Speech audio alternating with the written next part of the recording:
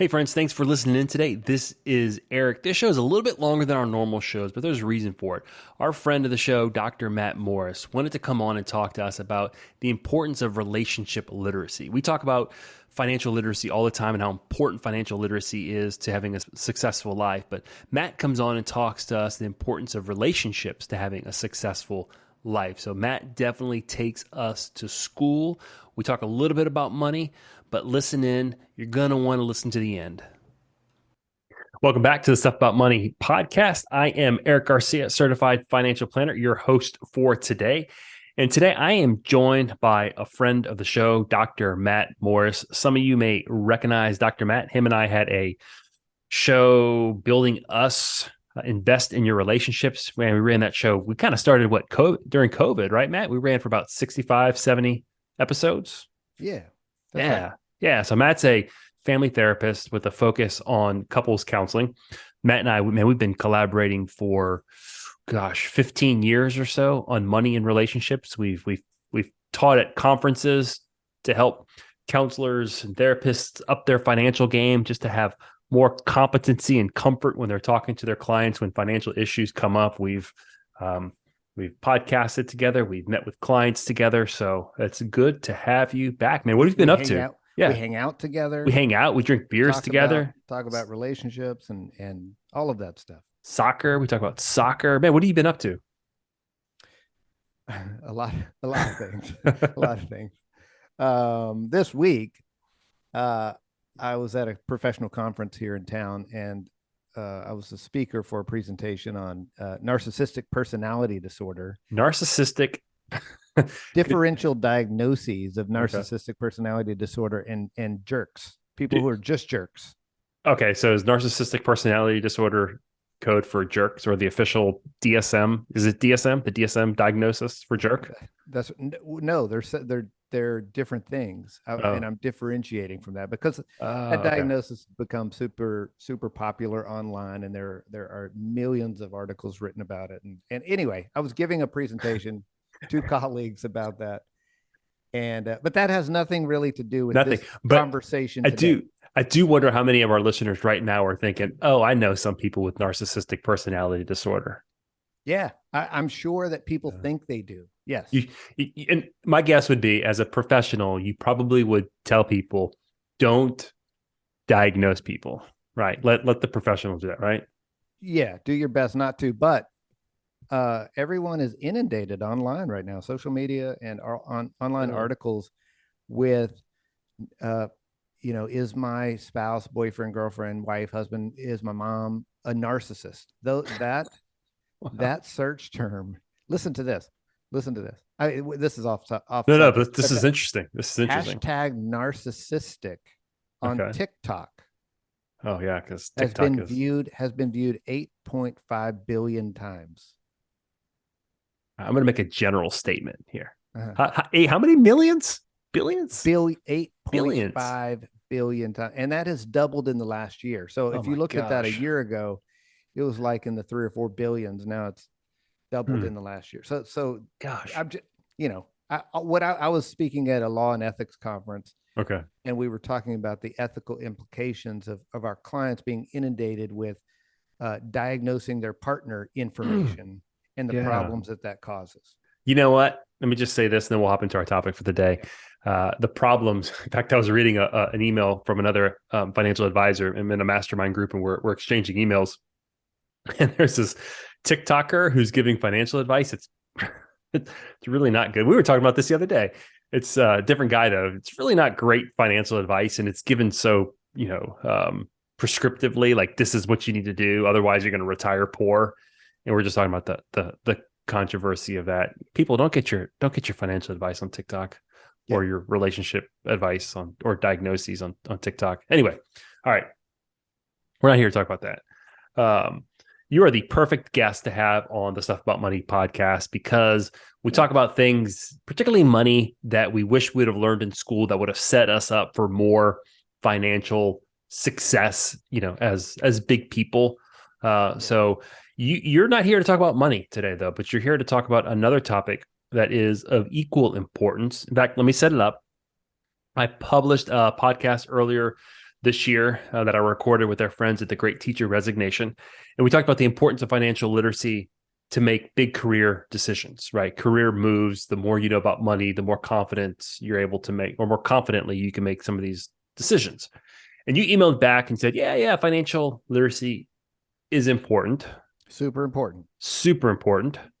But Erik, relationship literacy is of equal importance when making decisions in life and just to set you up for success in life. So I know that relationships is not necessarily a money topic, but if you listen to any of the work that Matt and I did, relationships have huge impacts on your financial success. So I thought it would be worth it to have Dr. Matt Morris, the relationship doctor, come talk to us about, yeah. So talk to us about relationship literacy, man. Where are we going to start? What's the agenda for today? Because this is your show. Okay, thanks. I'll take over. You're welcome. You're welcome. Yeah, I mean, so relationship literacy. I mean, I work with clients. I'm an active therapist as well as a professor, and so I teach this stuff, read this stuff, study this stuff, talk about it, sort of preach it at times, I guess, and study it, and do work with people working on their relationship. And many people don't have real sound foundational relationship skills or literacy in this case. Mm-hmm. And so it's always, I've been doing this a long time. So I've always thought, like, where are people learning relationship skills these days? Where are people learning relationship literacy? It's not TikTok, not really being taught in schools. Hopefully it's being taught at home. Today in covering topics about relationship literacy, that sounds awful, but in covering these concepts, I guess, these tenets, these axioms of relationships, I'm thinking about teenagers. I'm thinking about kids. I'm thinking about young people. And in fact, I think most of the stuff you're going to hear me say today, I knew, people know by the time they're about in kindergarten. In some way, little kids understand relationships in a way different than adults. We screw it up a lot more than they do in many ways. And so everything I'm going to say today is in one way simple and basic, and I'm just going to try to make it a little bit more high-minded sounding, I guess, or elucidate these topics in a way that elucidate. Are you going to use big words? I'm going to use in a way that's more nuanced, hopefully, and interesting. And so I'll give lots of illustrations and you ask me questions along the way, and I'll answer your questions. Okay. I'll be curious. That's what I'm going to do. That's a good tip. If you want to be a good conversationalist, just be curious. Ask questions. Be curious. Right. So I do have a question. You said something that's really interesting. You said kids learn this stuff early on, and then we screw it up as adults. Yeah. I've been having conversations recently with my kids and a friend of mine, their kids, about like just poor relationship management of like their friends in school and how catty kids can be. So like it gets screwed up before we become adults, right? I mean, what's going on there? I mean, like teenagers are have a foot in both worlds of childhood and adulthood. And so they're starting to screw it up, but you're not really having to have those conversations in the same way with your little kids. Mm-hmm. It's just different. Okay. Yeah. So this isn't necessarily, the content isn't necessarily, this is what you should be teaching your kids. Because I would assume that as adults, like this is stuff that we have forgotten, or we might know, but maybe we're not like living by necessarily. Is that kind of what's going on here? Both. I think these are probably helpful reminders. Maybe some of us can use these concepts to evaluate our current relationships. Cool. Okay. But also these are things you could teach your kids. Definitely. Good. Okay, yeah. Cool. All right, well, let's jump into it. What is the first? So we have 10 tenets here of relationship. Oh, go ahead. Yeah. So this is your show. My bad. I sketched out quickly in my own mind 10 important things that I would teach my own kids about relationships, and I came up with a list of 10. Okay. And so, it's 10's a lot, but hold up 10 fingers for a second. Hold up. Can you hold up? I see them. All right. So 10, okay. Each of these are separate fingers, right?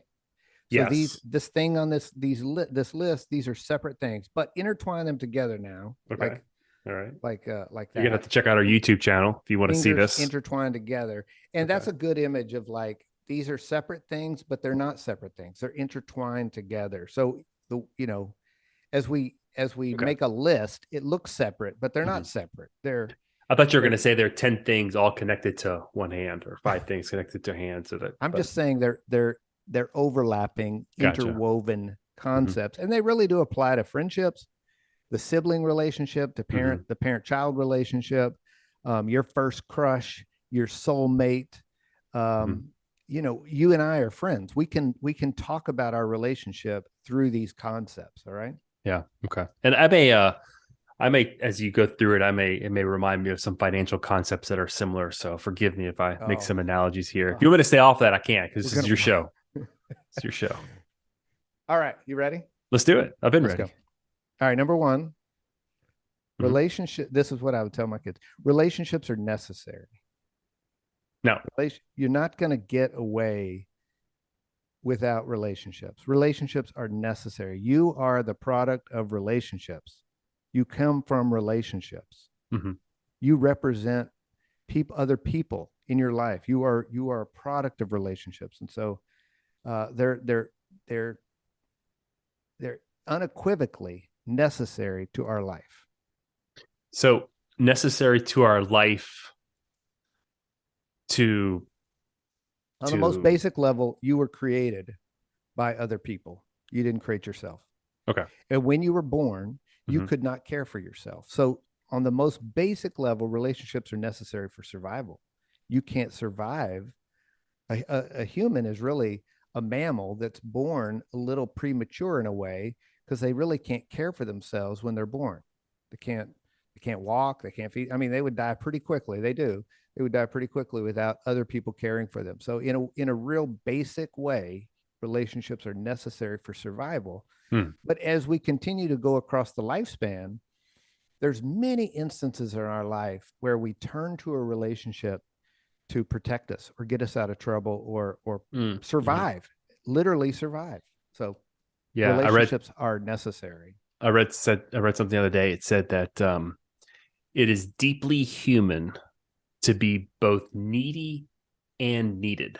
Yeah, And that that's statement right. to be needy and needed implies that if you're needy, you need something else, Mm-hmm. relationship, Yeah. and to be needed, it means someone else needs you. So that might be kind of that idea that they're necessary. Yeah, I mean for the survival of our species and other mammal species, mammalian species, uh, it takes two in most cases, not all, but in most cases, it takes two to make one. You can't generate. Kind of where's this show going, Matt? I'm always just on the border of talking about sex. So Oh, always on the edge. relationships are necessary for survival on many different levels. All right. Okay. So relationships are necessary. Number two. So Oh, just to put a point on that, yeah.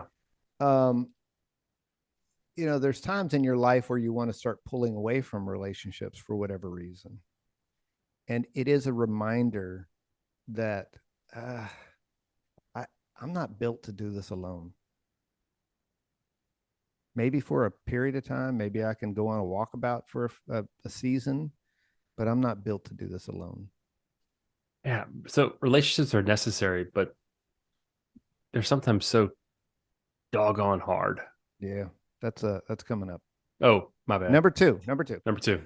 Not only are relationships necessary, Mm-hmm. Eric, relationships are desirable. We want them. Did you curate this content because are you trying to tell me something? I don't have to tell you, man. You're a natural you're a natural relator. You like people. The way you said Eric, I know. like Eric. Eric. yes, Yeah, yes, Dr. Matt. Okay, so relationships are desirable. that's right. They are more than necessary. They're enjoyable. Mm-hmm. They're beneficial. They on par for most of us. They add more to our quality of life than they take away. Um, there's a huge study of the human lifespan at Harvard that has studied now the same cohort of people and their offspring for for over 80 years. And Oh, wow. a book was published about the latest findings. And so a, a huge data set on human experience across a lifespan now that's really interesting. It's called, I think the book is called The Good Life, if I'm not mistaken. But the major finding of the book is that people who are most happy in this life report having good relationships. Mm. The relationship adds so much enjoyment and benefit to the quality of life. And so if you think about little kids and you put them in on a playground uh, on a sunny afternoon, even if they don't know each other, they're going to start playing alongside of each other, and then they're going to start interacting, and then they're going to start talking, and then they're going to start playing together. There's a desirability to be with other people and to be close to people, to be seen by people, to be known. There's just a real Mm-hmm. desirability in that that's natural to who we are. Yeah. That's not everybody's experience. That's just most people's experience. So you hear people, you hear kind of like, "Oh, I'm an introvert. I don't like Yeah, people." yeah. Right. But like, is that even true, really? Like, are there really introverts who like just don't ever want to interact with anybody? No, Generally speaking, or it's real no. specific people that they find that desirability to spend time with. Yeah, I mean, it seems to be a pretty natural predilection for kids that they want to spend time with other people and Mm-hmm. other kids. Um, and that when people don't want to do that, that's pretty unique. And usually it's only for a short amount of time. Like people withdraw from Mm-hmm. a relationship to spend time with themselves or by themselves. That's fine. There, there's a history of people living kind of as hermits or cloistered in a way where they're kind of stepping back from society. Um, but most people want to be in relationship, and those that don't are often have some kind of history of being hurt by relationships. And so Mm-hmm. it is typical that relationships are desirable for most people. Like, if you look at teenagers and you watch teenagers interact at school or wherever they hang out, they are wanting to catch each other's attention. Yeah. There's a natural desire to couple even, Yeah. which is interesting. If you, I know you, if you show up at a place, at a meeting or at an event, and you don't even know anybody there, I know you. You're gonna strike up a conversation with somebody. I stopped just Maybe. earlier and got a hot plate of food at this you know, little place, and people were sitting on picnic tables outside. Mm-hmm. There was only a few people, I guess, that knew each other there, but everybody was kind of interacting. There's a natural inclination to like be in relationship in some way, even if it's as superficial as while we Yeah. wait for our food. Yeah. It's just a desire to be in some form of community, Yeah, whether it's with multiple people or another person. right. Um, I often have the conversation with people about spending. And one of the things I love telling people is if you're going to spend money on something, I'd rather you spend it on an experience with somebody else than on some consumable item that goes away after you consume it. Because those experiences with other people, you kind of relive that desirability of relationships over and over and over again. Yeah. Um, that's good. So relationships are necessary and they're desirable. You ready for number 3? Yeah, man. All right. Relationships are refining. Mm. They are crucibles for growth. Yeah. So they're refining. Every married person is like, I've been. Yeah. Uh, Uh-huh. we're just still Uh-huh. trying to refine. I Yeah. love you, If babe. I if love she you. would just get refined, it'd be fine. Everything would be fine. Yeah, I mean, No, it's I there. was Matt, I was thinking that the relationship with my wife has refined me. I have Good. become more refined. Good job. Good job. That's right. You should. You should. You should not stay the same in relationship. Relationship should be a growth oven, a growth mechanism in your life. It should be like baking you into a better version of you. It Mm. should it should reveal things that need to soften or change or shave off. Um, So Would you say those with narcissistic personality disorder are incapable of being refined by relationships? No, no, I wouldn't No. say that. Okay. But and yeah, and I don't even want to talk about that because that's such a hot topic right now. I want to stay away from that for the most part. But Good. I want to say the bet in the in the best case scenario of Hmm. what should have happened along the way for all of us is that we're in the kind of relationships that allow us to grow, Yeah. that allow us to be better versions of ourselves. I mean, I think that there is a natural inclination to be, for instance, selfish, as we see this with children, we see this with little kids, is that they often are focused on their own need. And over time, you start to develop the capacity to take in consideration other people's needs. So would you Sometimes at the say, expense of your own. yeah, so would you say this process of refining is directly correlated with this idea of becoming less self-interested? Like as I become more refined, I become more Mm-hmm. interested in the needs of others. Is that based off of your last statement? That's what it kind of sounded like.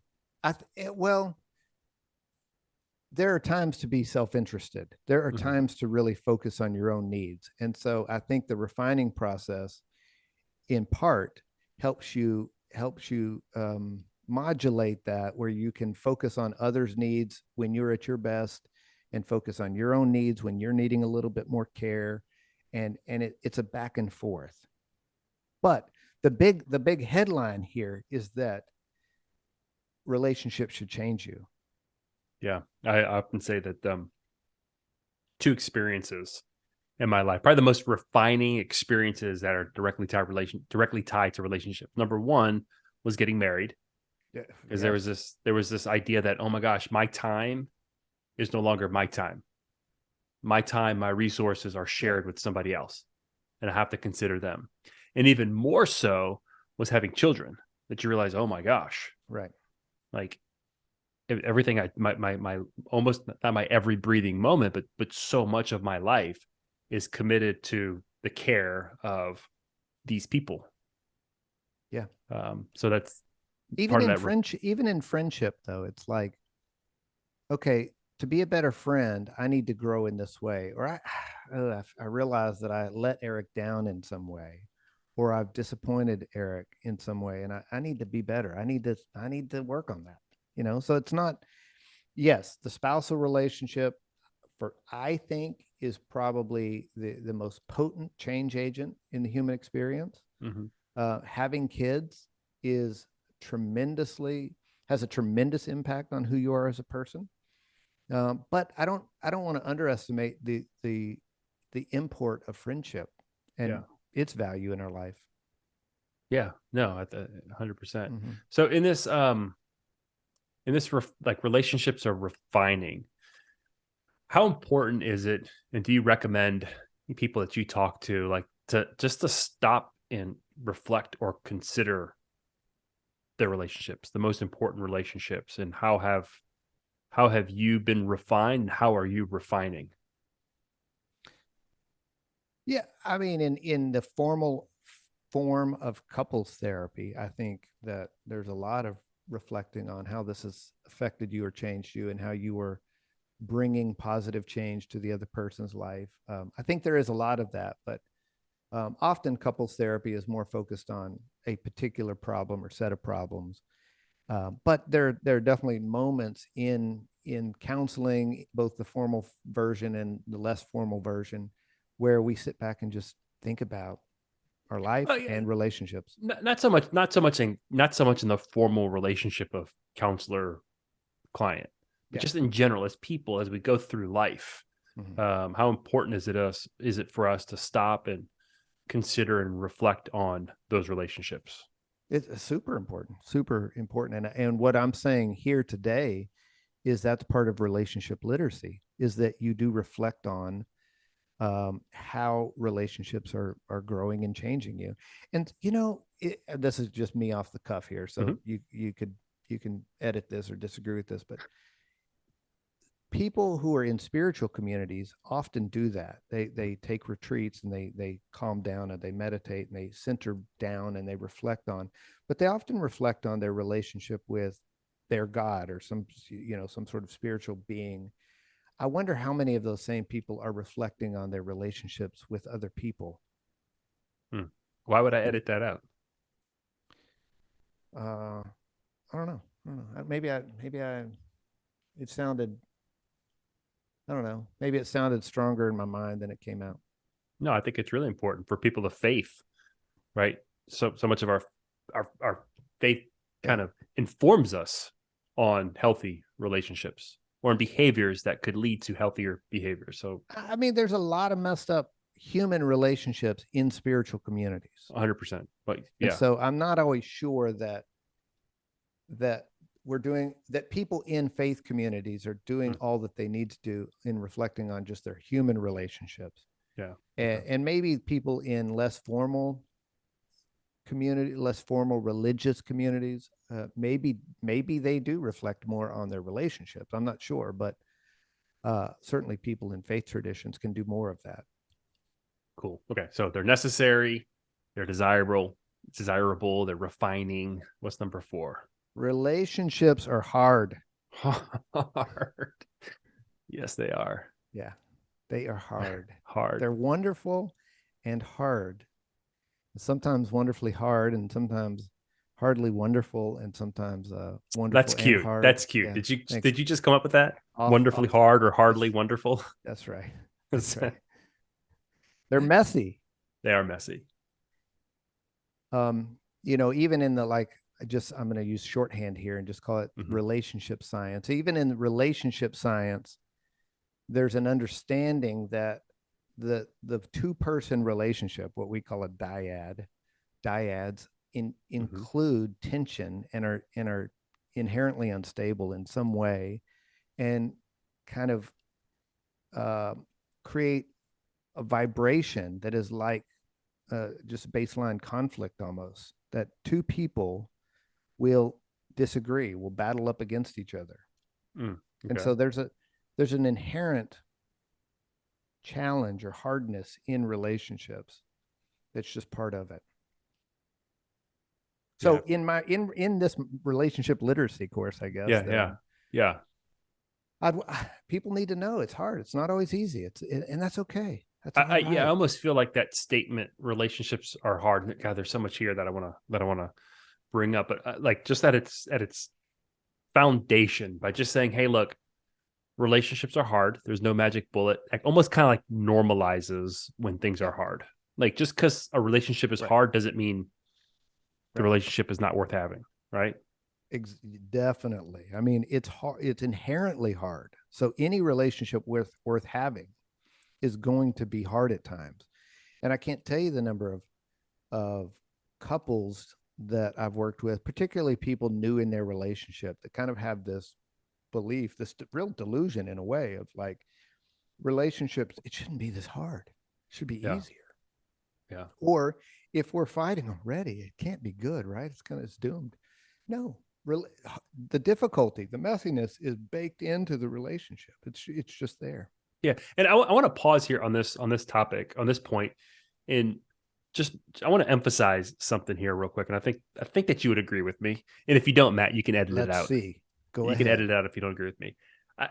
So often when we talk about relationships, we default to marriage relationships. Yeah. Right. We've talked about this already. You're a couples counselor, so most of what you're dealing with are marriage relationships or pre-marriage relationships or something along those lines. But like, I think that, and again, we've talked about this, but I just want to say that if you're not in a marriage relationship, I think these things would apply. Like, I think you should be in hard relationships if you're not married, hard friendships. I think that this refining thing, I think it's a good thing to be refined. It's a good thing to come up against conflict sometimes. Yeah. That we shouldn't run too easy. Even in friendships, we should seek out friendships with people in communities that we commit ourselves to, that when it gets hard, we don't bail, we lean in. That's right. So I just wanted to bring that point up, that it's not just about the marriage relationship here. For humans in our way of living in families, often the first hard relationship is the sibling relationship. So that is for any of us that have siblings, that's often the first place that we have, the first relationship that's challenging, that's difficult. And sibling, right? I remember getting into a fist fight. This never happened. I remember getting into Exactly. a fist fight with my brother. And it was the stupidest thing ever because he was just bigger than me. Like, what the hell Mhm. was I thinking? Anyway, Yeah. sorry. His Yeah. fist was No. hard. His fist was hard.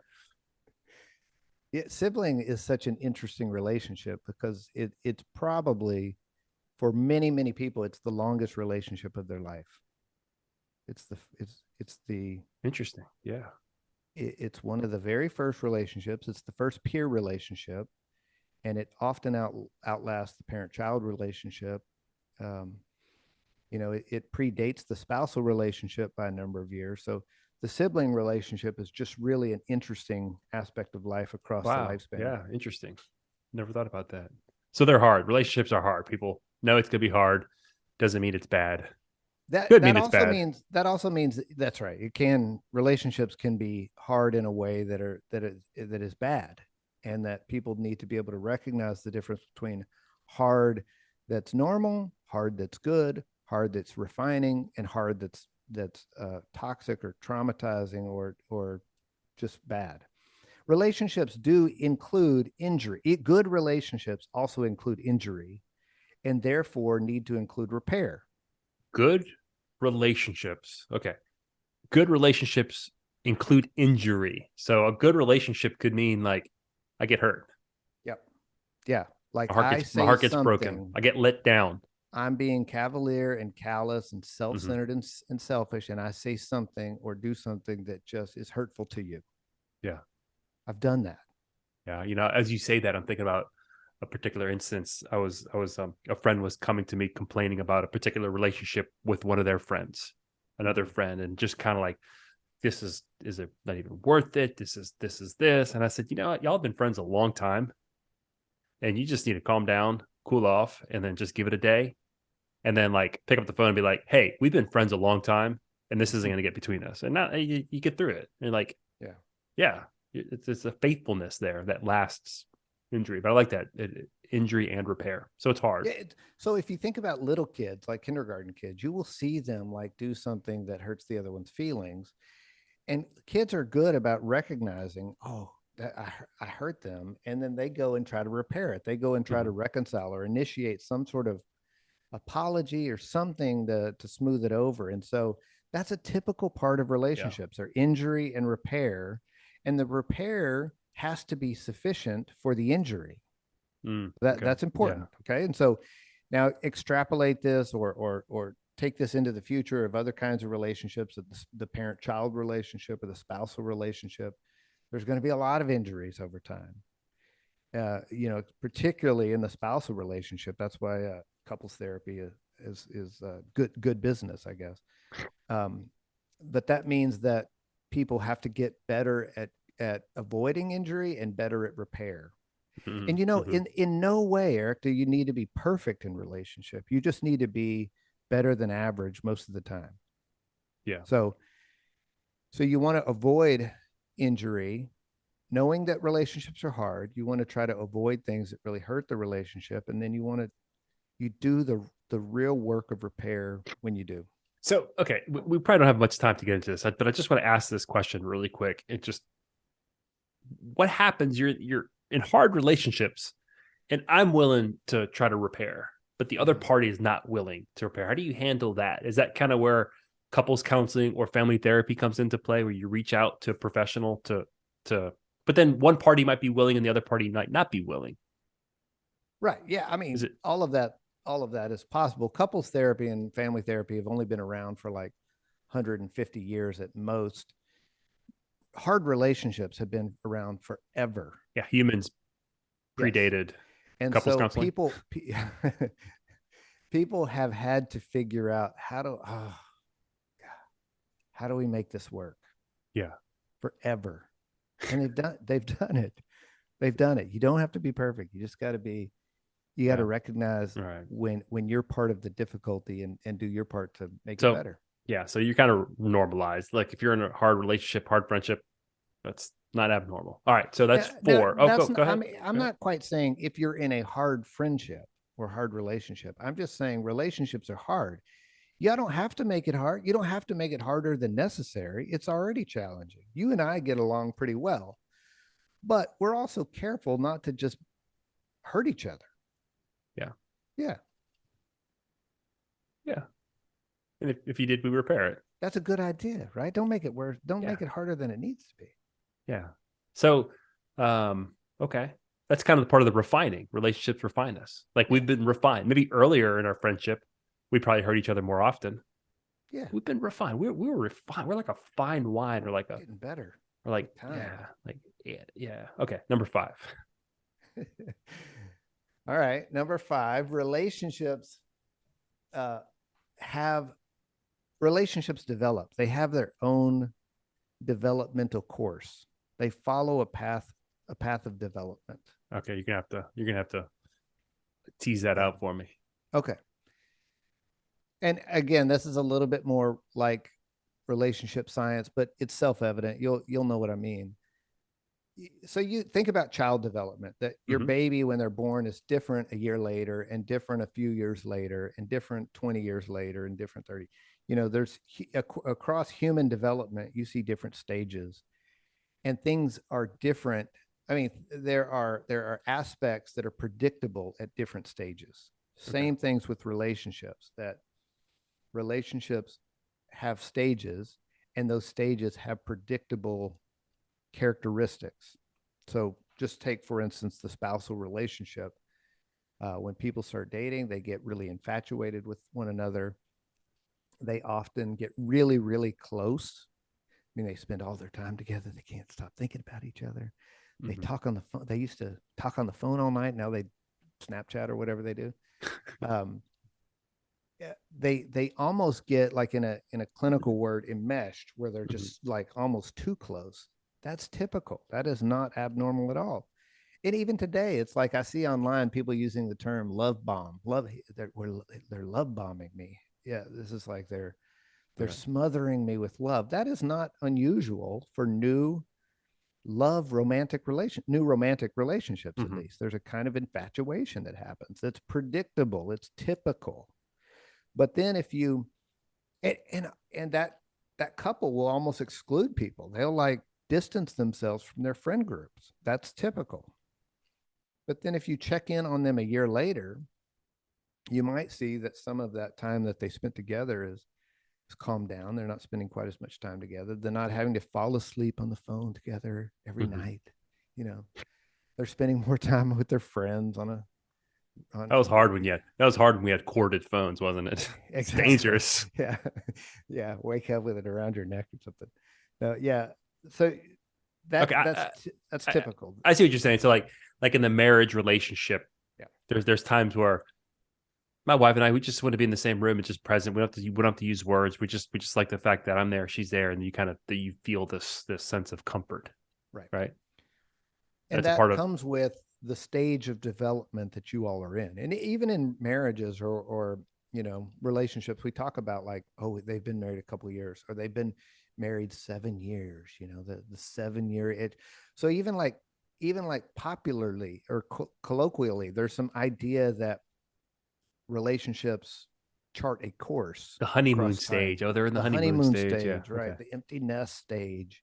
Gotcha. Okay. So what I mean by this from a relationship literacy perspective is just this idea that our relationship today may not remain the same. It may grow or change or be different.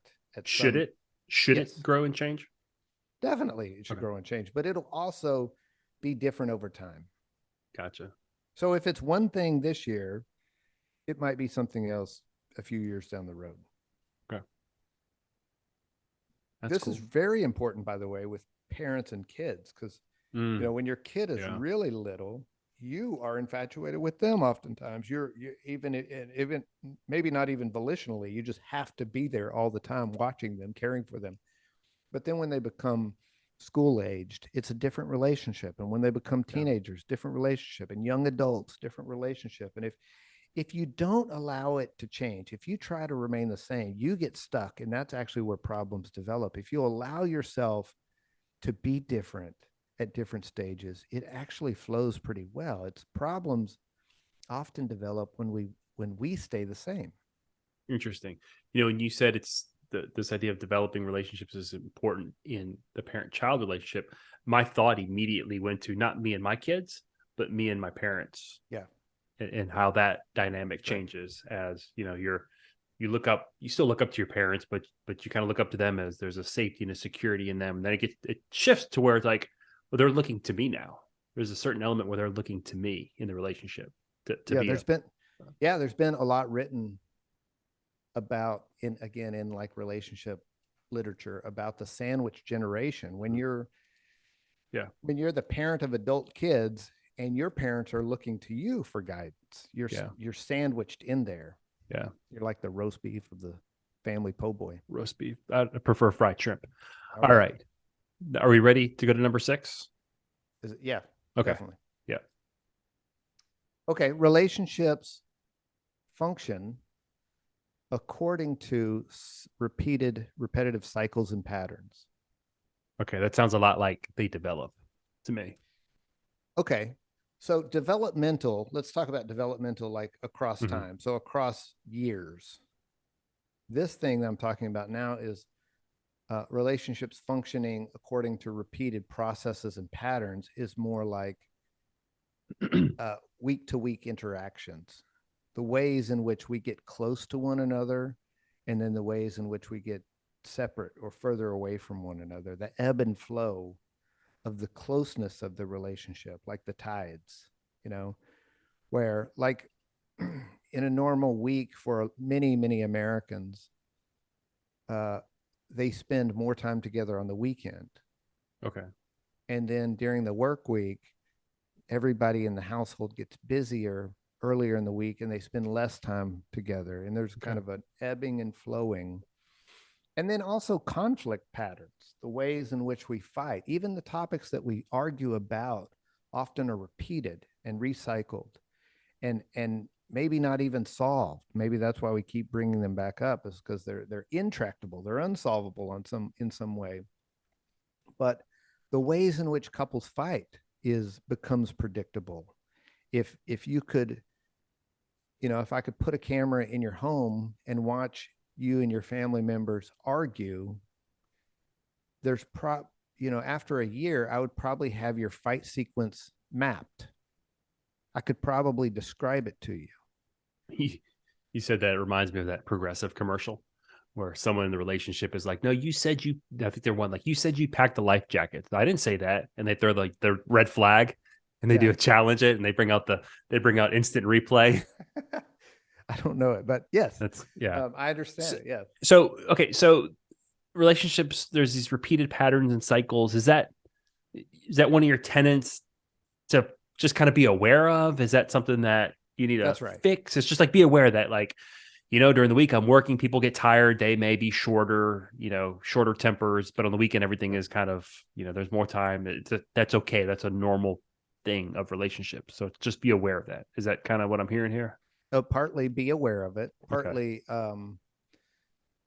there's some relationship science out there that says that some problems in relationships, to use a phrase you like, are not solved. They're managed. They're not problems to be solved. They're tensions to be managed. They're tensions to be managed. Gotcha. Okay. You talk a lot about money, for instance. There are a lot of couples out there that money is going to be a hard topic for them. And maybe it's not week to week, but maybe it's more month to month or quarter to quarter. This is going to crop up as a source of conflict in their relationship. And if they learn how they handle that, and particularly how they handle it poorly, we can work on that.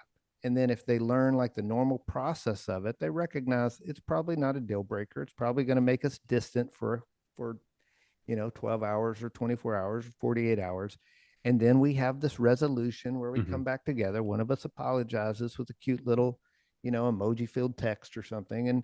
And it's Saturday again. And we're back to going out to dinner again. And that's the flow of the problem in our relationship. So gotcha. Okay. I think from a relationship literacy standpoint, recognizing that it happens. Let me just add one more little piece to this. Yeah. your part in the cycle is often reflective of the family you grew up in. Say that Your, again. your part, your part in the current cycle with your current relationship with Okay. whomever that is often your part is often has a shadow back to your family of origin. You will Okay. often repeat things that you grew up around. All right. So that statement communicates something a little bit different to me in terms of this is a tenet just to be aware of. This is Right. a tenet to be aware of Mm-hmm. to possibly I don't know preempt Address, alter, some of work the through. behaviors before they happen. Well, I mean, it's going to show up. Your family of origin is going to show up in your current relationships well before you're aware of it on some less than conscious level. Okay. It's going to show up. It's going to invade in some way. It's going to take over. Um, Does your wife ever say, "Matt, you're just like your mother"? uh, we laugh sometimes. Now, yeah. And hold on, let me apologize. Let me apologize to Matt's mom because I know she listens to any podcast that he's on. You are a Hi, wonderful Mom. woman, and for Matt to be like you So is lucky. is So, amazing. so lucky. I Yeah. am blessed to be friends with Matt because of your influence in his life. Okay. And my wife and my mother-in-law enjoy each other also, which is lovely. But we can see the fingerprints of our parents on us Mm-hmm. in our Yeah, relationship today. Definitely. that's good. Yeah. That's good. All right. So what's number 7, Matt? All right. Guess we're getting a little bit more technical here. But Okay. again, you can see these in kid relationships also. Number 7, Mm-hmm. relationships should feel safe and secure. Okay. Relationships should feel safe and secure. Okay. Okay. Um, there's an aspect of relationship. There's a part of the desirability of relationship and part of the need to couple, part of the need to live together is for the safety and security that the relationship should provide. It helps protect us from threats. And that's very important. It also, this aspect of security also allows us to rest and recuperate from difficulties we've experienced out in the world. This is known in kind of relationship science, particularly in the attachment theory literature, as the safe haven aspect of relationship. So um, think about um, think about the times when you felt scared about something, you often turn to find Mm-hmm. somebody else. You know, Yeah. um, uh, one day I was watching a group of little kids, and a fire alarm went off in the building. And these kids who didn't know me that well immediately like got it from playing with whatever they were playing with and moved toward an adult and wanted to actually get in the lap, hold me, pick me up. Um, you'll see, I see this. I learn a lot of relationship stuff from my own dog. My dog is a great Okay. teacher about relationships. You know, when he's scared, he looks for somebody. He moves toward somebody. Little Security. kids Mm-hmm. do this all the time.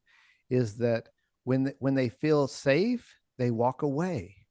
When they feel scared, they walk toward. And Mm. and so all of us mimic that. And Yeah. You're talking about kids.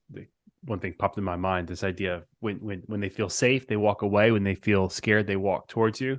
yep. It is never more exaggerated than it feels like in teenagehood. Yes. Yes. That's a brilliant point because teenagers kind of get this bad rap as being, Rebellious. tough adults or whatever. I mean, Yeah. tough humans to be around. Yeah. But yeah, they are naturally, as they should, developmentally be walking away Mm-hmm. from their families, from the nest, from the family of origin, until it feels a little frightening, and then they They then come they back. walk back really quickly, Yeah. and in some ways are needy, and in that way we're all needy in the appropriate way of being needy. We are dependent people in a healthy way. There's a healthy dependency, and so relationships should feel safe and secure enough that we turn toward them when we're not feeling our best, when we either need to rest, when we need to take a break, Yeah. when we need to recuperate from something. You know, the image that I always use when talking about this with students is the image of a ship sailing on the sea. Ships are meant to sail. They're meant to be out there on the ocean, but they always have to come back. They always have to come back to port, and they have to take a break, restock, get some repairs. That and that port is the safe haven aspect of relationship that we all need. The harbor. The harbor. There are many times when I'm handling something difficult during my day, and I can handle it. But part of the reason I can handle it is because I know I got a home to go to. I know I got a relationship to go to, that there are people at that house, and it's going to be enjoyable to be with them. And Erik, another aspect of this is that when we feel connected and when we feel good in the relationship, we spontaneously touch. We will reach out and touch. Here he goes. Yeah. So again, like with my pet, he'll walk up next to me and he'll get close and he'll look at me and he'll want me to pet him on the back. Okay, I didn't know where you were going with this touching thing, because earlier you said you're always about to talk about sex. So I didn't know where you were going. So sex is a kind of touch that is normal in relationships, in a certain relationship, in a particular relationship. But all the other kinds of normal, healthy, happy touch are also included in this statement, that when we feel good and secure in a relationship, we spontaneously want to touch. So you and I, let's say we meet out somewhere, we'll normally greet each other with some kind of touch. We'll pat each other on the back, maybe give each other never pat on the back. Shake hands, give each other like a hug or a handshake, like So on a friendship level, most of the friendship touch either starts at the hand or the shoulder. If you watch people, little kids will touch each other on the back or the hand or the shoulder with, on the playground, that kind of stuff. Touch is typical. It's typical. And then as that progresses, let's say that you and I, when we met, wherever we met out, we had a really great conversation. And now we feel even more connected. I feel like you got me in that conversation, or you supported me or something. We probably will want to hug when we leave. That's a normal aspect of relationship. I was at the gym this morning and it was a hard workout. And you know what people do? It was a class. You know what people do at the end of a hard workout? They congratulate each other, and they will often like clap hands, like, hey, good job. Touch is just a very normal aspect of relationship when you feel good. And it happens more in secure relationships. Yes, definitely. So here's a question for our listeners, kind of a little thought experiment or thought exercises. Who are the 5 people? Let's just say 5, because it's on one hand. Like the 5 people who you turn to when you need security. As you were talking about that, I was thinking about, who do I turn to when I have a hard day? Who do I find? What relationships do I find security in? And as I was kind of playing that question out in my mind, I was thinking, I remember a time, I don't know if you remember this. Matt's office used to be near my office, so it was a little easier for us to connect during the day. And there was a restaurant that has got a bunch of TVs near our office, and they would play English soccer games, which were always particularly the Champions League games. And we would get together and watch those. And I remember I called you one day. There was a game going on, and I had gotten into a fight. With my wife. And I called you. I'm like, dude, can you meet me? Let's just go drink a beer. Like, I was turning to you because you were a secure relationship, because another relationship was hard. Yeah. And I knew there was security in you. Right. And I could find some wise counsel in that moment. Yeah. And it's that aspect of relationship, being able to turn toward one another for support, that allows us to deal with very difficult moments and seasons in our life. I mean, stuff is coming. We don't know when, we don't know what it is, but there's crisis coming. I heard somebody use the phrase today, deathly situations. There are deathy situations coming. Not quite death, but like death. Right. Yeah. I mean, I was a counselor, and I did my doctoral work at Virginia Tech, and I was a counselor at Virginia Tech Mm-hmm. during the Virginia Tech school shooting when 32 people were killed, 33 including the shooter. And I mean, that was a horrible, horrible morning on that campus in that town. And by midday, by evening, people were gathering by the thousands, and they just wanted to be near each other. Hmm. And that is a truism of life, is that relationships help us deal with very difficult things. And Yeah. there's often a feeling of, I can't do this. I can't get through this. This is going to break me. And then somebody comes alongside you and offers you their hand, and you have a hand to hold now. And you just feel like it's encouraging. Like, I can do this.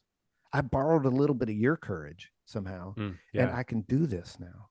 That kind of goes back to your first tenet of relationships are necessary Right. because life's hard. Yeah. And we need community. Yep. To help us get through it.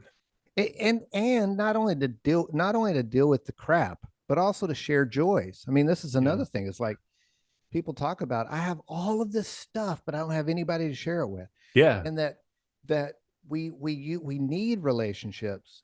We need that safe haven of relationship. Yeah. So that we have people to share our accomplishments with. Yeah. Yeah. When something good happens to you, like, oh my gosh, I got to call Matt and tell him. Yeah. Right. Mm-hmm. You know, that's right. And so you and I are friends, but we both have spouses. We both have parents. We both have kids. We both have siblings. All of those relationships make up the tapestry of our safe haven experience. Yeah. We need all of those different kinds of relationships. Yeah. So consider listeners, like who do you turn to for security? That's an interesting question. I'm going to reflect on that a little bit more, because that also might give you insight into maybe which relationships you think you might need to fix, because certain people that you think you should have security in, there's not security in there. So reflect on that, and maybe you need a little bit of refining, or a little refinement needs to happen. All right. So that's 7. Relationships feel secure. Let me say something on that. This is interesting. And I want to switch gears here towards money. We turn to people for security. This is the value of financial planning. Not having a financial advisor, someone who invests money, but like someone who knows your situation, someone who knows your behaviors, your tendencies with money, how you make decisions, that you can turn to. I had this conversation with a friend and client of mine. He calls me up. He's like, I just need to sit with you for a couple of hours. He's a business owner, and I just need to bounce ideas off of you because I'm trying to get to the next step. So there's a security in that relationship. Me as someone who understands his finances, understands his values, understands how he thinks, provided him security to say, man, I really need help making some big money decisions, not investment decisions, but just decisions that will impact my financial future and impact my financial reality today. So anyway, relationships. Trusted advisors become part of that security landscape of relationships. Yeah. So just as number 7 was, relationships should feel safe and secure so that we can turn toward them.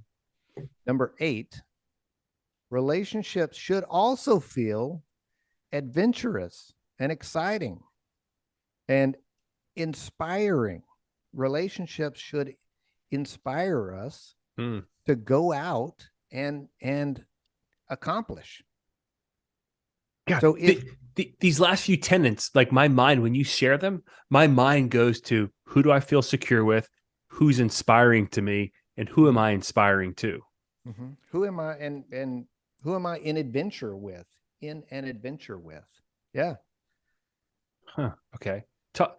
Talk more about this idea of inspiration. Like, they should inspire us to follow our dreams, do big things. Like, what should I be inspired by? Well, okay, so let's go back to like early man. All right. So relationships are necessary for survival. Yeah, we live together because it took us to create each other, but Then we live together to stay safe from threats from the outside.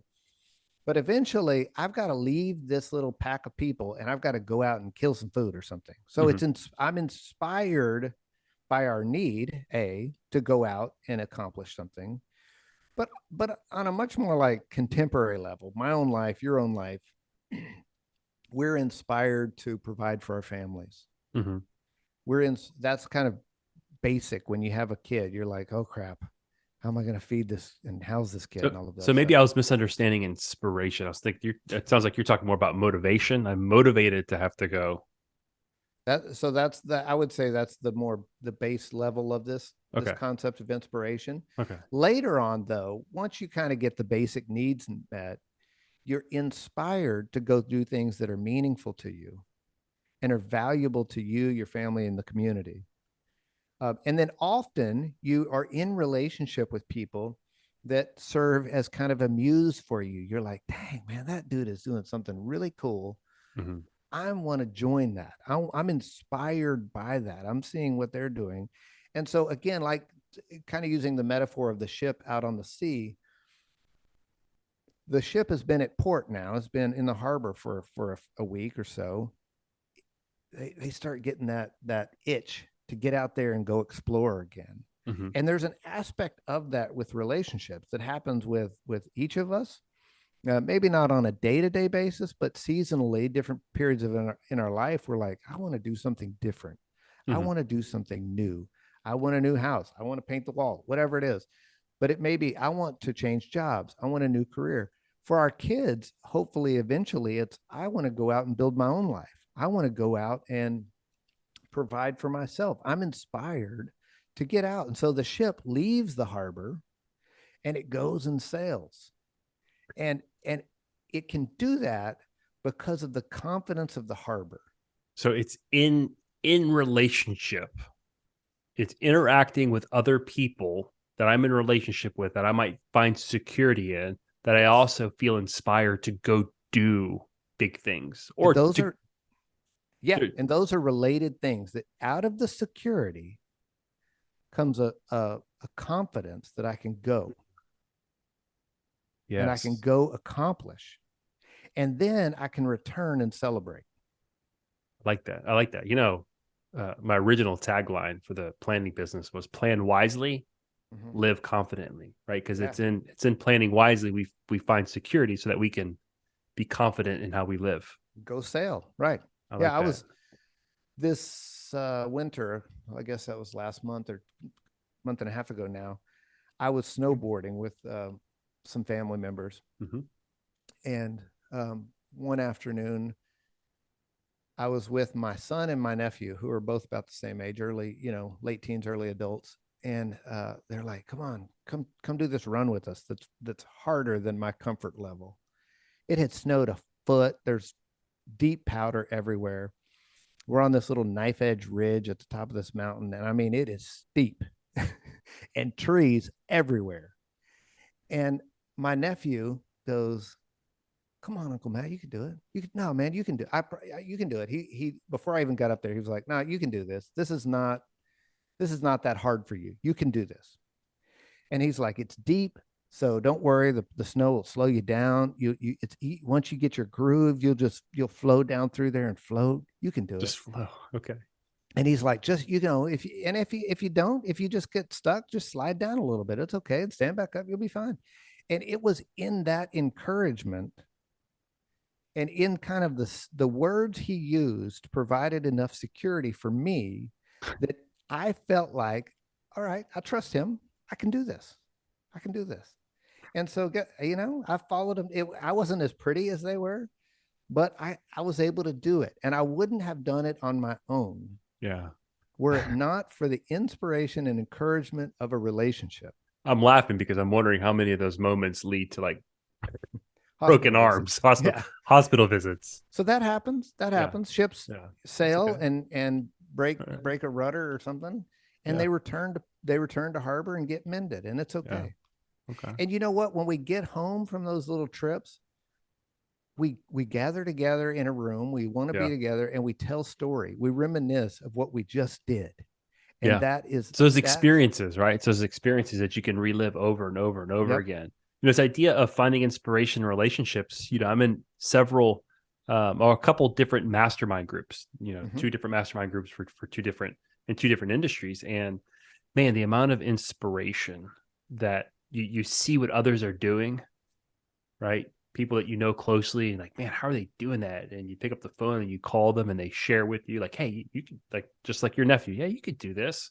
Yeah. Um, the amount of inspiration that you get, like, man, find communities where you share values, because you could do so much more than you think you can when you have people who believe in your abilities Yeah. to be successful. And friendship is a really important source of this kind of inspiration.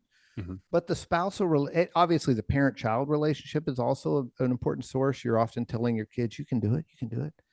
But the spousal relationship is another version of this and sometimes gets neglected. Honestly, spouses stop telling each other, "What do you want to do? What do you want to Mm-hmm. be? What's Yeah, next? it's good. What plans do you have? You can do it. I'm right there with you. Let's go." I feel like this entire podcast that you should create a workbook to go along with this This is podcast. my relationship literacy. Yeah, yeah, 101. Yeah. Okay. Well, that's the idea, right? It's like, where do you Yeah, learn relationships? Yeah. yeah. 101. Dr. Matt. That's Ready where you for learn number 9? relationships. Number 9, yeah. Uh-huh. So this one is less pithy and is going to be like a full, complete sentence, but relationships should have a kind of integrity to them that Okay. allows me to be honest, allows me to be me and you to be you. Okay. Healthy, so that the good kind of relationship, and you can think about your relationships, should allow us to be ourselves. I don't need to veneer myself as So much. vulnerability. So I'm hearing vulnerable. Good relationships allow me to be vulnerable. Vulnerable with integrity. Like What do you mean by that? What do you mean by I that? can, I can, what I am thinking and feeling, I can actually say to you. I Okay. don't have to varnish it in some way. I don't have to. Now, Isn't there, I isn't, see, isn't there maybe some wisdom in not necessarily saying what you think? definitely, definitely, Okay. definitely. There is wisdom in, you can say it softer, you can say it nicer. That's not what I'm really Okay. talking about. I'm Okay. talking about relationships should allow me to not masquerade as something I'm not. Okay. As I'm not a fraud in our friendship. Okay. I I can be don't who. want to be a fraud in our friendship. Okay. And if I can't really be me in this relationship, it is not that close of a relationship. So you're not talking about necessarily having a filter, right? I should be able to say whatever I want to You should say. No, you should have that's not what I'm saying. Okay. Okay. You should have a filter. You can say it nicer, you can say it softer, you can say it sweeter. All of those things are good relationship tenets. I mean, concepts, but or actually those are relationship skills, I would say. But this tenet that I'm talking about is about integrity, that I can be me Okay. and you can be you. And But so, but at the same time, I'm just thinking about some of your earlier tenets that relationships refine, mm-hmm, um, and that we should change. So when you mm-hmm. say you can be you and I can be me, that almost sounds like a free pass. That if I'm Remember, these are separate mhm, fingers, yeah, kind of, but they're yeah, actually woven together. So in refining me, I'm me. I get to be me, and then over time in relationship with you, I change. And in fact, if you want someone to change, accept them first. Acceptance mm, really is kind of the fertilizer for change. oh, If you want, if you want to activate someone's defensiveness, try to force them to be different. this is I've been chewing on this phrase that I read recently. It says, "Your truth will not be heard until Mm. your grace is felt." Mm-hmm. And I could even tweak that to say your truth will not be heard, huh, until your grace is felt. Yeah. So you Your said kindness, your accept love, someone your first. acceptance. Yeah. Yeah. Yeah. That's it. That's an extension of grace, right? If Right. you know, to allow you to be who you are, even though like, oh man, sometimes Yeah. it's hard, right? But I'm gonna extend grace and kindness and patience, and Right. because friendships can be hard, and they're worth it. All of us have stuff to work on, Mm-hmm. and it's very hard to work on that stuff if you have to hide it. If you can, if I can come to you and express what I'm really struggling with or Mm-hmm. really thinking, then it's easier for us to work on it. This is yeah. Yeah, So and that there's goes back to the security issue. Like I find security in a particular relationship to where I feel like I can be more vulnerable because if I say something stupid, then I feel that I'm still going to be accepted. mm-hmm. Yeah. Um, And so then there's the corollary to this integrity that I'm trying to express, which I may not be doing a great job of, is the corollary is fidelity. That I also believe in this commitment between us. mhm, That I trust that you're going to be there, even if I express this hard thing. There's a fidelity. There's a faithfulness to the relationship. yeah. Hmm. So teenagers are actually pretty good at this. They try to, for the most part, this is, you know, a part of their life where they're stepping into who they really are and testing it out, seeing who stays with them. And and then they often are really committed to their friends. It's interesting. Teenagers are often Yeah. kind of ride or die. You know, they're they Yeah. are with them. And so um these concepts of integrity and fidelity become really important in long-standing relationships. I'm with you. Hmm. So, and that undergirds security. I mean, all you can see how these Yeah. things Yeah. flow together. Yeah. Yeah. I'm just thinking about So this is how, like advanced. I guess this is a 102 yeah, like lesson. we're like 201 201. or 301 because this is hard stuff. This idea of commitment in spite of you know Yeah. when we still need to work things out. That's I'm thinking about that in the context of marriage, right? I'm going on Right. 23 years of marriage. There's this commitment. Congratulations. Thank you. This year, I think, oh gosh, is Mm-hmm. it 23 or 22? 22. 22 this year. I'm sorry. I think I'm like a year behind you or something like that. Um, but there's this idea, like, man, we look back and my wife and I were talking about this recently. Like, man, we've had some hard times, and we're gonna have hard times. But there's a safety in knowing that we can have a hard time. We can be really, really mad at each other, but there's this commitment that exists that kind of where we are in our marriage would take a really, really, really, really, really, really, really Yeah. big event to like break that commitment. Right. So there Yeah. is security in that. Yeah. And often families express that like it doesn't matter. You know, where families go through hard things, and then they use phrases like blood is thicker than water. Like we're gonna stay together. We're gonna figure a way to remain in relationship with each other. The Mm-hmm. fidelity that's baked into our relationship is going to hold us together somehow, even when we Yeah, disagree. yeah, and I got to imagine that's that's probably a big part of your work right there. Is Yeah. is navigating that. Yeah. Infidelity, right? Yeah. Infidelity, uh, you know, in all of its forms. But Mm-hmm. what that broadly means is I I didn't live up to a commitment. I broke a commitment. Mm-hmm. Yeah, it's this was said in light of growing in confidence. Arsene Wenger said this, the former coach of Arsenal. He's talking about in confidence, but I think this is the same to do with trust, and we kind of think of this idea of integrity and trust. He goes, it's trust is built. It's like taking the escalator, but it's lost by taking the elevator.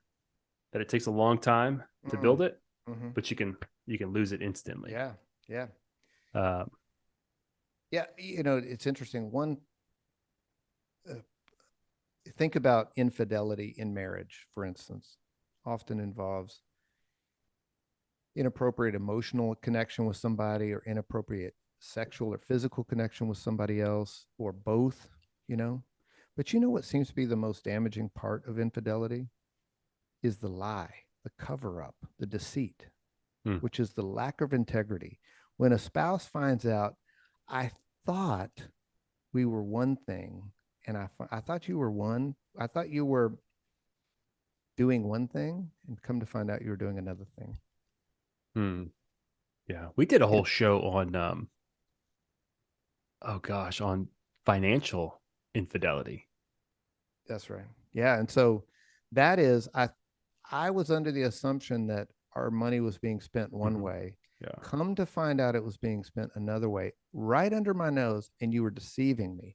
The lack of integrity in that is often the most damaging thing. So let me go back. Let me kind of put a point on this topic here, and let me see if we're we're on number 9. We are number 9. I'm going to kind of wrap it up nicely. Tell me if you agree with this. So this idea of trust and integrity and being who you are, that's hard. Sometimes hard, and especially when you're the one who's dealing with someone who's being who they are, and who they are is not necessarily healthy for them or the relationship, right? But it goes back to this idea that's sometimes what makes relationships hard, and that's why we should be trying to better ourselves, so that number one, we are someone who the person that we're in a relationship with could feel secure in, right? That in a friendship or in a spousal relationship, when I'm having a hard time and I need to, kind of when you've had that bad day, it almost seems like when you had a bad day, like who you are is almost like exaggerated, right? Magnified. So this stuff is hard, and that's why commitment is so important, and security is so important. And trust is, that's a hard one. It's a hard one. So anyway, yeah, where are we? All right, number 10. Whew. That's a downer, man. Class is getting tough. Golly. Okay. Is number 10 going to be? Are we going to go out? Are we going to go out with an easy one, or is this going to be like? No. Oh, no. Crap. No. All right. Number 10. Relationships require us to be attuned to the needs of others. So that is that I've got to get better at reading from you what you need in the relationship, and then taking the sacrificial step sacrifice to meet those needs. This is self-evident for parents and babies in most cases. The parent figures out early on what the baby's cry means: food, sleep, hurt, pain, loneliness, something, cold, scared. And then the parent, they're attuned to it. They pick it up. They read the cue. It's not the baby's not speaking English at this point. So the parent has to read the cue. They have to decipher it. And they're so attuned, they pick it up and they read it correctly. And then they take the sacrificial step to meet that need. Now maybe it doesn't feel so sacrificial in the daytime when you're well rested and all of that, but at 2 a.m. to claw yourself out of bed and get over to the kid who needs your attention is sacrificial. Those are kind of the early sacrifices. And so that's a normal part of relationship, is that I am motivated and interested in figuring out what you need, and then taking a step to meet those needs. And in many cases, that's not much of a sacrifice. I mean, I don't feel like I sacrifice a whole lot for you and for our friendship, but there are certainly times where I'm like, all right, I haven't seen Erik in a while. I need to prioritize some time on my calendar this week to call him or hang out with him or spend time with him. Yeah. And that means that I'm not doing something else during that time. You talk about sacrifice and friendship. Hey, Erik, what are you doing Saturday morning? I need help moving. Yeah. That's right. That's sacrifice, people. I'm there for you, man. Matt's like, yeah, I sacrifice because, it comes to, and I wonder if I'm to the West Bank. No, Erik needs, I wonder how Erik's doing. Let me call him. That's not sacrifice, dude. Me driving my truck to help you move. That's sacrifice. That's Come right. on, you need to learn. You're You need right. a lesson in sacrifice. So there's two parts here. Number one, and I'm gonna go back to what I said earlier about this idea that of being self-interested. Two parts in number 10. We're on two parts in number 10. The first one Yeah. is, go ahead. Be attuned, right? So there's this element of like, man, I have to consider what this other person that I'm in relationship with needs. Yep. Like, I'm not going to wait for them to tell me because they might not be able to tell me. I gotta know what they need. Number one. I have taken the active step of turning my radar on to Yeah. their needs and wants. And number two, I have to be willing to meet that need. Yep. That's the sacrificial part. Yeah. I mean, just as a side note, there's a real cruelty in recognizing a need and not meeting it. Ooh. That and we all do that. We have all done that at many times, but there's a cruelty in going, "Ooh, I know the baby needs a bottle and I'm just going to keep sitting here." They've only peed once. That diaper can hold more. It's right? fine. Yeah. Yeah. So it's number one. It's being interested in the needs of others. Interested to turn on the radar for other people's needs. Yeah. So I'm elevating your needs sometimes above my own need. That's what sacrifice is, right? I am giving something of myself to meet a need that you have. That costs me something. And maybe it's just time. Maybe it's just opportunity cost in a way. I couldn't spend that time on something else. Now, I've been in relationships with people. Yeah, you have. Who I have. And maybe this isn't sacrificial. There are those people who will do things for me because they feel they're getting a benefit from it. Yeah. They would not do that thing if they didn't feel that they were getting a benefit from it. Quid pro quo would say this for that. Yeah. Like I will go with you 100%. Yeah, I'm there for you 100% because you're getting something out of it. But the second you don't get something out of it, you're not there. Yeah. So I guess that element of sacrifice isn't there. Yeah. And I mean, this can get pretty philosophical. I think there are people that would argue that none of it's really a sacrifice, that all of it is kind of storing up favor for some future need that you'll have, hoping it gets paid back to you. You know, like we take care of our kids, that feels very sacrificial. Mm-hmm. But for most of us who have kids, I think there is a hope maybe a hope that maybe they'll take care of us one day. So yes, but to your larger point, it's putting it's honestly doing this thing for the other person and not holding that over their head later that I did. You owe me now. You owe me. You're in debt. It's not that. Yeah. I'm not. Maybe there's a hope that, if I needed you, you would help me move too, or you always do. But if you needed to move, I'd help you. Maybe you hope that one day, but you're not holding it over my head. Yeah. That's there's different. One of my favorite proverbs says that people who refresh others are refreshed themselves. So there is this idea that if you are looking to the needs of others, your needs are going to get met. Maybe not by the same person. There's a principle that in leadership they call it the principle of reciprocity. Right? There's this social contract that exists amongst humans that I'm going to help you. Yeah. And with the hopes that I'm going to be helped when I need help, but I'm not helping you because I might not know my need right now. Right. But there's this idea that I'm going to help you and someone else might help me along the way. Yeah.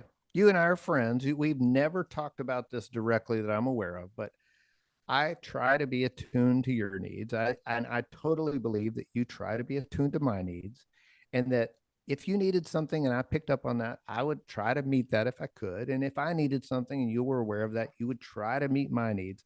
And in that way, we're both getting what we need through the relationship. I'm not having to craft it all myself. I get it through the relationship. And let me just start to wrap up here, if that's okay with you. Yeah. Can I say one thing on sacrifice real quick? Yeah.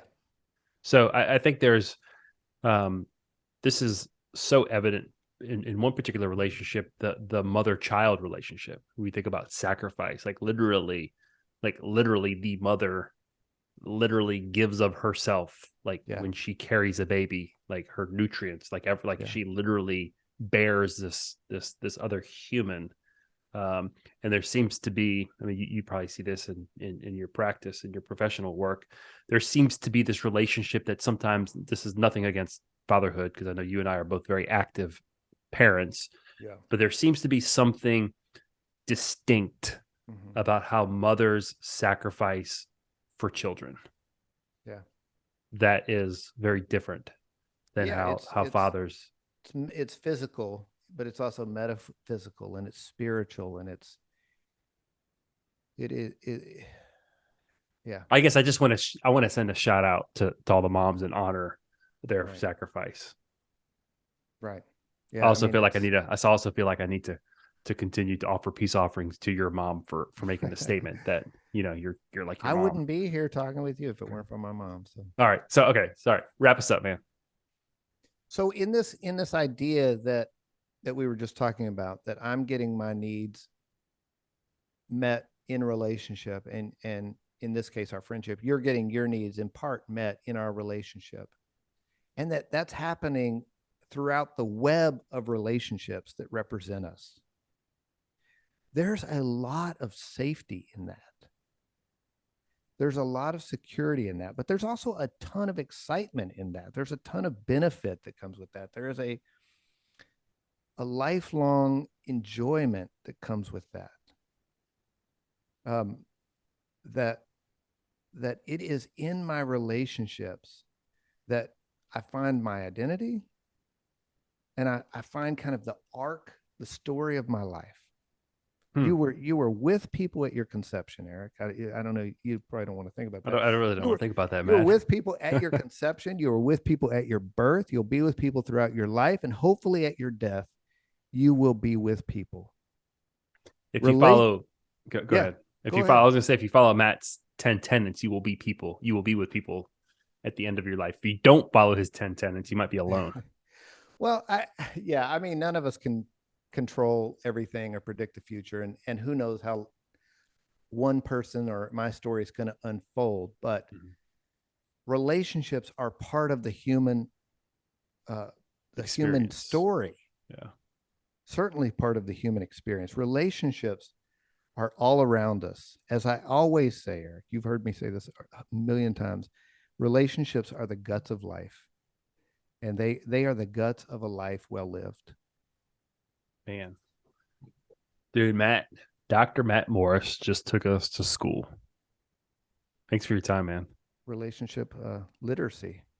You see, build a course. You met a need for me today. I needed someone to fill a hole for a podcast guest, and you stepped up. So I appreciate you, man. Yeah. All right, let's do this again sometime. Let's do it. All right.